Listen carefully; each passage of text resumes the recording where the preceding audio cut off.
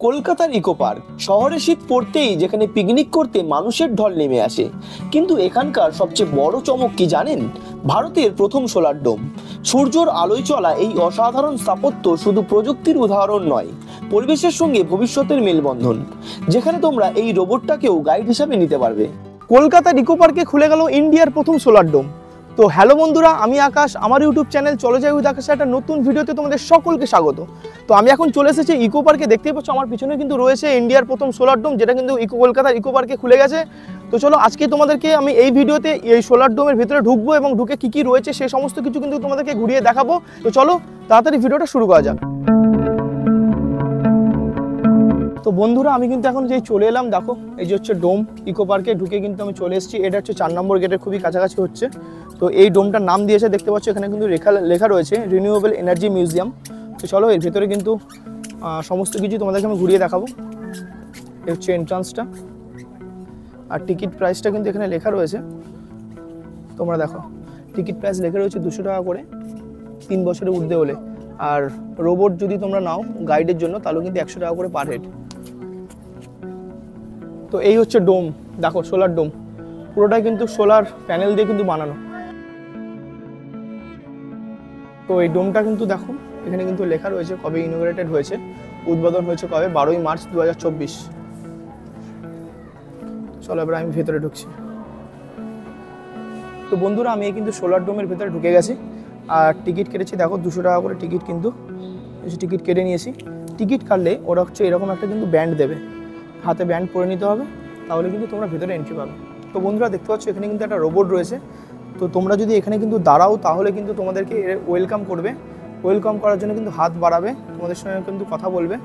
এই হচ্ছে একটা রোবট রয়েছে, তার পাশে কিন্তু একটা রয়েছে একটা ইভি রয়েছে, তার একটা মডেল রয়েছে। দেখো ফিউচারিস্টিক কিছু কার, তার মডেল, যে ইলেকট্রিক ভেহিকেলের একটা মডেল এখানে কিন্তু খুব সুন্দরভাবে তুলে রেখেছে। গাড়িটা খুবই সুন্দর লাগছে। তো বন্ধুরা, এই সোলার ডোমের ভিতরে কিন্তু ঘোরার জন্য তোমরা কিন্তু অ্যাজ এ গাইড রোবট নিতে পারো। রোবটের ভাড়া হচ্ছে 100 টাকা করে কিন্তু নেবে ওরা। তো সেই রোবট কিন্তু তোমাদেরকে পুরো ডোমটা কিন্তু ঘুরিয়ে দেখাবে। এই যে হোয়াইট লাইন দেখতে পাচ্ছ, এই হোয়াইট লাইন বরাবর কিন্তু ওই রোবটটা চলে। তো এছাড়াও তোমরা কিন্তু ফ্রিতে এখানে যে গাইড রয়েছে, সেই গাইড কিন্তু তোমরা কোনো টাকা লাগবে না, তোমাদেরকে ঘুরিয়ে দেখাবে, সমস্ত কিন্তু ডিটেলস তোমাদেরকে বলে দেবে। তো তোমরা কিন্তু ফ্রিতেও দেখতে পারো। এখানে কিন্তু একটা নিকোলা টেসলার একটা রেপ্লিকা বানানো রয়েছে, দেখতে পাচ্ছ পুরো অরিজিনাল মনে হচ্ছে। নিকোলা টেসলা একটা রেপ্লিকা, ফাদার অফ এনার্জি, দেখো। আর তার ঠিক পাশেই কিন্তু এখানে হিস্ট্রি অফ এনার্জিটা পুরো তুলে ধরেছে, মানে কীভাবে এনার্জির ইনভেন্ট হয়েছিল তার পুরো ডিটেলসটা দেখো প্রথম থেকে কিন্তু তুলে ধরেছে এখানে।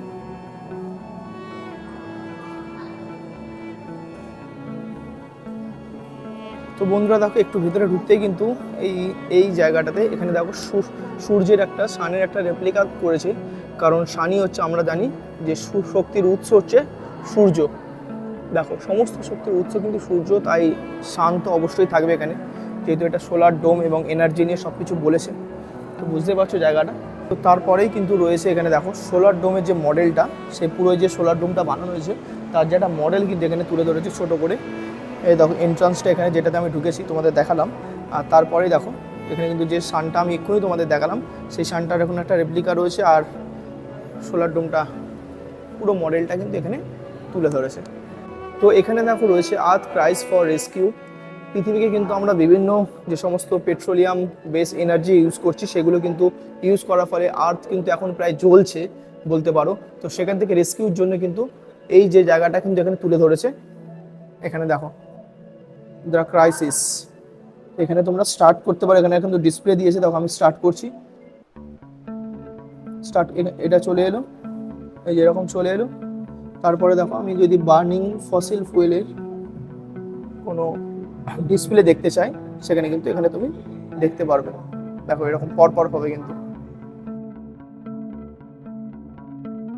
তো আমি তো আর তোমাদেরকে আর পুরো এটা দেখাচ্ছি না, তো বুঝতে পারছো এটা কিন্তু তোমরা কিন্তু এখানে এসে পুরোটা এরকমভাবে ঘুরে দেখতে পারো, খুবই ভালো লাগবে।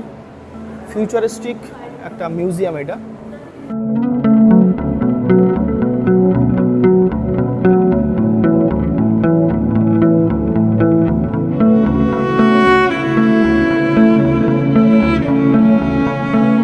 তো বুঝতে পারছো তোমরা, এখানে কিন্তু একটা গেট মতো করেছে, তার উপরটা পুরোটাই কিন্তু একটা ডিসপ্লে দিয়ে দিয়েছে। সেই ডিসপ্লেতে কিন্তু বিভিন্ন অ্যাক্টিভিটি চলছে এখানে দেখো তোমরা।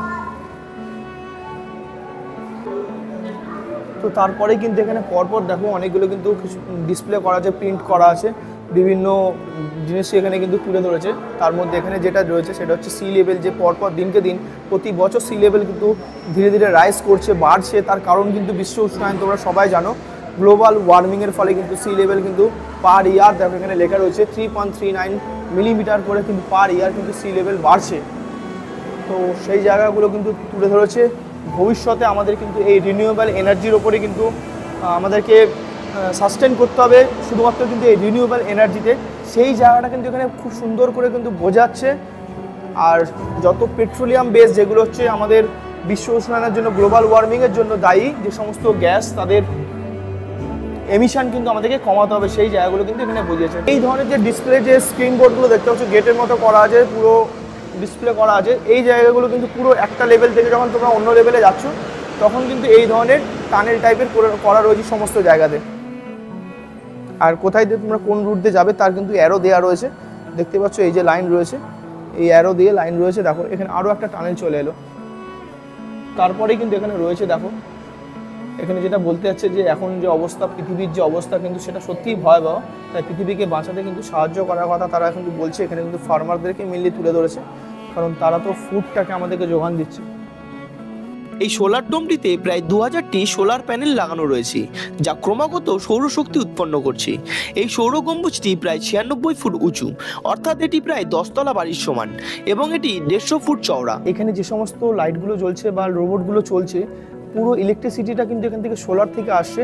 সোলার যে প্যানেলগুলো বাইরে লাগানো রয়েছে সেই প্যানেল থেকে কিন্তু এখানে যে পুরো ইলেকট্রিসিটিটা কিন্তু আসছে, আদার্স কোনো রকম অন্য কোনো ইলেকট্রিক কিন্তু এখানে ব্যবহার হচ্ছে না। তো দেখো এখানে সমস্ত প্রাণী যে বিপন্ন হচ্ছে ধীরে ধীরে, বন্য প্রাণী থেকে শুরু করে প্রকৃতিতে আমরা মানুষেরও যেমন এই পৃথিবী, ঠিক তেমন কিন্তু এই ধরনের যে প্রাণী রয়েছে সেই সমস্ত প্রাণীরই কিন্তু এই পৃথিবী। তো তারা যদি পৃথিবীকে ক্ষতি না করে তাহলে আমরা কেন করব? পয়েন্টটা হচ্ছে সেখানে আমরা নিজেরাই হচ্ছে নিজেদের ক্ষতি করছি, পৃথিবীকে যত ক্ষতি করছি আমরা নিজেরাই নিজেদের ড্যামেজ করছি। দেখো এই সমস্ত পশু পাখি প্রাণীদেরকে কিন্তু এখানে তুলে ধরেছে, যারা ধীরে ধীরে বিলুপ্ত হচ্ছে।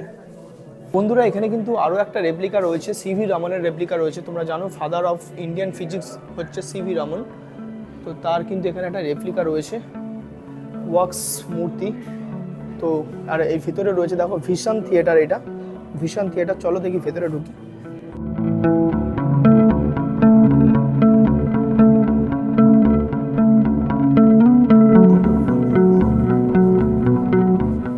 তো বন্ধুরা এর ভেতরে যে ভিশন থিয়েটার রয়েছে সেই ভিশন থিয়েটারে মেনলি রিনিউয়েবল এনার্জির যে সমস্ত ব্যবহার রয়েছে, তার উপকারিতা রয়েছে, সেই সমস্ত ডিটেলস কিন্তু এখানে বোঝানো হচ্ছে থিয়েটারের মধ্যে দিয়ে, অডিও ভিজুয়ালভাবে কিন্তু বোঝাচ্ছে তোমাদেরকে। আর এই সমস্ত জায়গাতে কিছু ডিসপ্লে রয়েছে, দেখতে পাচ্ছ এখানে টিভির মধ্যে কিছু ডিসপ্লে রয়েছে। এখানে কিন্তু পুরো হিস্ট্রি অফ রিনিউয়েবল এনার্জি, তারপরে কিন্তু রয়েছে present day scenario of renewable energy. এই সমস্ত জিনিসগুলো কিন্তু এই ডিসপ্লে থ্রু দিয়ে কিন্তু বোঝাচ্ছে। তো তোমরা চাইলে কিন্তু এখানে কিন্তু দাঁড়িয়ে তোমরা দেখতে পারবে। তো দেখো আমরা এই র্যাম্পে ঘুরতে ঘুরতে কিন্তু উঠে পড়েছি অনেকটা উঁচুতে। আমরা যে এন্ট্রান্সে ঢুকলাম এটা হচ্ছে এন্ট্রান্স ছিল, এই জায়গাটা থেকে ঢুকেছি। আর এখানে যে ওই গাড়িটা রাখা রয়েছে দেখতে পাচ্ছ, সোলার গাড়িটা, একটা মডেল রয়েছে ওটা গাড়িটার। আর এখানে যে সানটা রয়েছে যেটা তোমাদেরকে দেখালাম, এই হচ্ছে আমরা কিন্তু অনেকটা উপরে উঠে গেছি। তো তোমরা কিন্তু এই উপরে উঠেও কিন্তু এক্সিবিশনটা তোমরা দেখতে পারবে। বন্ধুরা আমি এখন যে জায়গাটাতে রয়েছি এখানে কিন্তু জলবিদ্যুৎ কেন্দ্রের একটা পুরো মডেল রয়েছে, কিন্তু প্ল্যানটাকে কিন্তু এখানে তুলে ধরেছে পুরোটা, তার একটা মডেল এখানে দেখতে পাচ্ছ। এখানে পুরো মডেলটাই কিন্তু এখানে তুলে ধরেছে। তো তোমাদের কিন্তু যাদের এই ধরনের সায়েন্স রিলেটেড প্রজেক্টে ইন্টারেস্টেড রয়েছে তারা কিন্তু তোমরা এখানে আসতে পারো। পুরো জলবিদ্যুৎ কেন্দ্র দেখো, ওখানে কিন্তু সি ছিল, সমুদ্র থেকে জলটাকে কীভাবে কাজে লাগাচ্ছে তারপরেও কিন্তু ডিটেলস কিন্তু এখানে তুলে ধরেছে। তো তোমরা কিন্তু এখানে আসো, যারা সায়েন্স নিয়ে পড়াশোনা করছো তাদের কিন্তু খুব সুন্দর লাগবে জায়গাটা, অনেক কিছু জানতে পারবে। আর এই রিনিউয়েবল এনার্জির ব্যবহারটাও কিন্তু খুবই ইম্পর্টেন্ট, সকলেরই জানা উচিত। এখানে কিন্তু রয়েছে মাইকেল ফ্যারাডের একটা ওয়াক্স মূর্তি রয়েছে, স্ট্যাচু রয়েছে, ওয়াক্স স্ট্যাচু রয়েছে, দেখতে পাচ্ছ, ফাদার অফ ইলেকট্রিসিটি। তো চলো এরপরে কি রয়েছে আমরা দেখি। তো আমরা জানি কিন্তু রিনিউয়েবল এনার্জির কিন্তু অনেকগুলো পার্ট রয়েছে, তার মধ্যে কিন্তু যেমন সোলার এনার্জি রিনিউয়েবল এনার্জি, তাছাড়াও কিন্তু জলবিদ্যুৎ কেন্দ্র থেকে যে এনার্জি তৈরি হচ্ছে, জোয়ার ভাটা থেকে যে শক্তি তৈরি হচ্ছে, সেটাও কিন্তু রিনিউয়েবল এনার্জির মধ্যে পড়ছে। তো এখানে কিন্তু রয়েছে জোয়ার ভাটা থেকে যে উৎপন্ন বিদ্যুৎ, কীভাবে বিদ্যুৎ উৎপন্ন হচ্ছে তার কিন্তু এখানে একটা মডেল কিন্তু এখানে তুলে ধরেছে। তো তোমরা আসো, দেখে যাও, খুবই সুন্দর লাগবে। সমস্ত ধরনের রিনিউয়েবল এনার্জিকে কিন্তু এখানে ফুটিয়ে তুলেছে, একটা মডেল আকারে তুলে ধরেছে কীভাবে তার বিদ্যুৎ কেন্দ্রগুলো রয়েছে। আর এখানে রয়েছে Homi J Bhabha, father of Indian nuclear program, দেখতে পাচ্ছেন। তার আমি চিনতাম না, মেয়েনাকে ঠিক চিনতাম না, যে এখানে এসে কিন্তু দেখলাম father of Indian nuclear program Homi J Bhabha. তো এই জলবিদ্যুৎ কেন্দ্রের ঠিক পরেই কিন্তু রয়েছে, সেটা হচ্ছে বায়ু বিদ্যুৎ কেন্দ্র। বাতাসকে কাজে লেগেও তো তোমরা জানো যে বিদ্যুৎ উৎপন্ন করা যায়। তো তার কিন্তু এই যে এখানে এই যে সেলটা দেখতে পাচ্ছ, সেই সেলে কিন্তু পুরো বায়ু থেকে বাতাসকে কাজে লাগিয়ে যে বিদ্যুৎ উৎপন্ন হচ্ছে সেটা কিন্তু এখানে তুলে ধরেছে। তো দেখো, পুরো একটা প্রজেক্ট করেছে এখানে। এখানে হচ্ছে উইন্ড ফার্মের একটা পুরো প্রজেক্টটা রয়েছে, দেখতে পাচ্ছ তোমরা।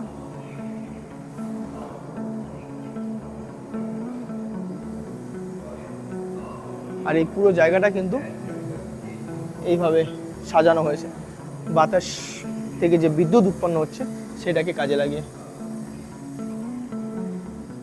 আর এখানে কিন্তু আবার সত্যেন্দ্রনাথ বোসের কিন্তু একটা ওয়াক্স স্ট্যাচু রয়েছে, সেটা হচ্ছে দেখতে পাচ্ছ তোমরা এখন। উনি ছিলেন হচ্ছে father of the god particle.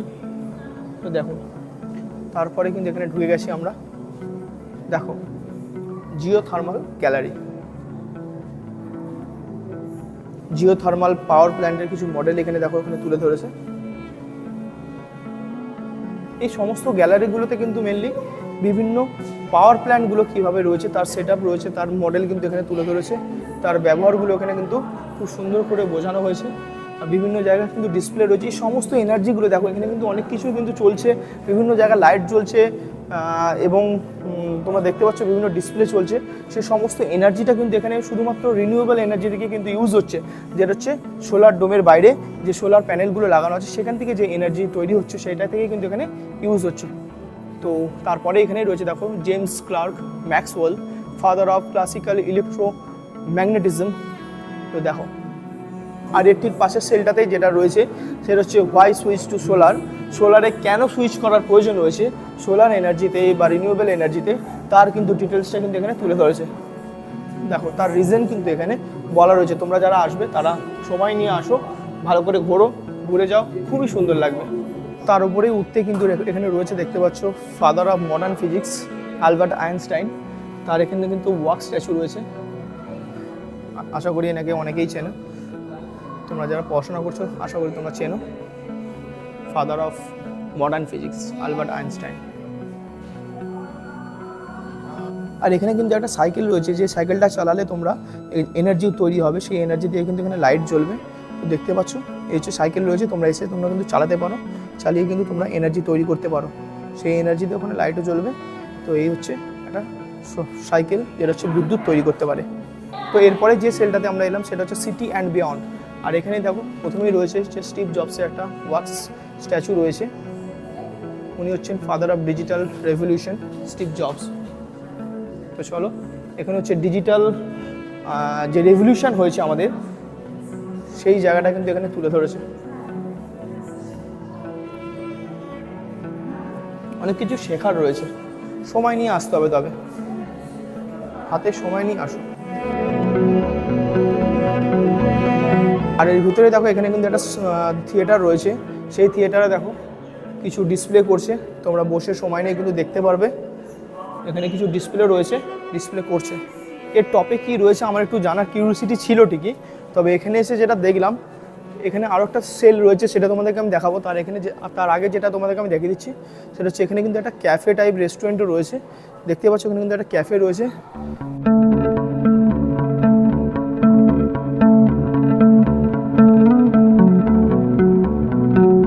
তো চলো তোমাদেরকে এখানে যে ক্যাফে রয়েছে পুরো টপে, সোলার ডোমের যে পুরো টপে এখানে ক্যাফে রয়েছে, তোমরা এখানে কিন্তু খাওয়া দাওয়া করতে পারো, স্ন্যাক্স আইটেম পেয়ে যাবে, খাওয়া দাওয়া করবে। তারপরে দেখো এখানে রয়েছে এলন মাস্কের একটা ওয়াক স্ট্যাচু রয়েছে, father of technology Elon Musk.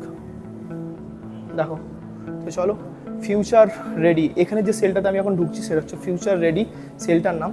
তো চলো আমরা ভেতরে যাচ্ছি। ধীরে ধীরে তোমরা দেখতে পারবে। স্পেসের নিয়ে কিন্তু অনেক কিছুই থাকবে এখানে, স্পেস ট্রাভেল করার জন্য।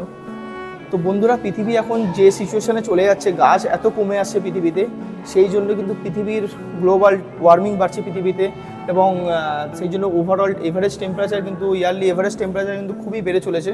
সেই জায়গা থেকে বাঁচার জন্য কিন্তু ফিউচারে আমাদেরকে যেটা করতে হবে, আমরা তো গাছের জন্য আর জায়গা রাখিনি, আমরা কিন্তু সমস্ত জায়গাতে কিন্তু আমাদের বাড়িঘর, ব্রিজ, সমস্ত কিছু কিন্তু বানিয়ে ফেলেছি। সেই জন্য কিন্তু দেখো ফিউচারে কিন্তু আমাদেরকে এরপরে কিন্তু এই ধরনের দিন আসতে চলেছে, যেখানে কিন্তু সমস্ত জায়গায় কিন্তু আমাদের বাড়িঘরের মধ্যেও কিন্তু গাছ এইভাবেই রাখতে হবে, থাকতে হবে, নাহলে আমরা বাঁচতে পারবো না। সেই জায়গাটা কিন্তু এখানে তুলে ধরেছে ফিউচার রেডি ফিউচার সিটির এই কনসেপ্টের মধ্য দিয়ে।